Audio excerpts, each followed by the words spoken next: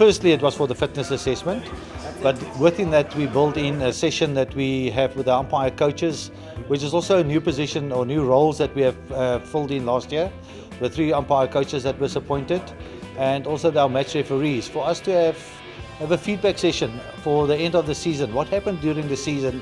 What is there that we can change to make things better, to make things work smooth, just not for the game itself, but for Cricket South Africa, to get our image right of what we do. We also don't want to be seen just as followers. We also want to be in certain places be seen as leaders of where we want to go with things that we want to do. From a fitness point of view, last year we sort of got a certain benchmark. It's not a competition against any other umpire, it's just something for you to sort of make sure that either you maintain or try to improve over the course of 12 months. So it's important in that regard because, as umpires, it's quite a hard task being out in the sun all day, standing on your feet. So the exercise that we've done in this particular hall are more with regards to core stabilizers, making sure that our balance, our agility, our flexibility to be able to move into positions is what is required, especially with regards to run-out positions. To have the strength and also the power of concentration to be able to sort of make the correct decisions late in the day when your body starts to fatigue. So yes, very, very important. So I think it's important to gauge where you are at and for yourself to improve yourself from a condition point of view and also from a physical point of view. No, it's really good.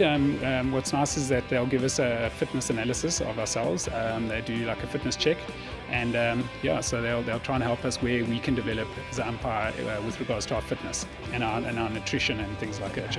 It's a great honour to be here because we're with some guys who've been involved in test matches and one-day internationals, T20s. So the level of information that they're sharing with us is quite important, and hopefully we'll be able to learn and then use it in the future.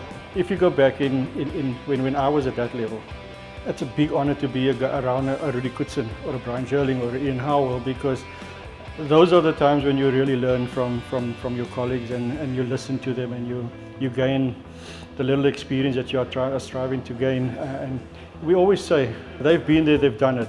They've been through the molds. So if it's going to make it easier for me, I might as well take those advice on board and help me along the way as well. It definitely makes a big difference. It helps a lot. As an umpire, you need to be fit. Because if you're fit, obviously you can concentrate for longer periods of time. And that's what umpiring's mainly about, is the concentration levels. This is my first one that I've attended, and it's definitely worth it. I think the more of these that we're going to have, it can only get better for us as a unit. Absolutely. I mean, this has been a very special year for us, where we had Sean George doing the Women's World Cup. He did the Under-19 World Cup. In both occasions he did the finals, which is the first time ever that it happened in the history of the umpiring setup. Then we had Adrian Holstock that went to the World Cup qualifiers.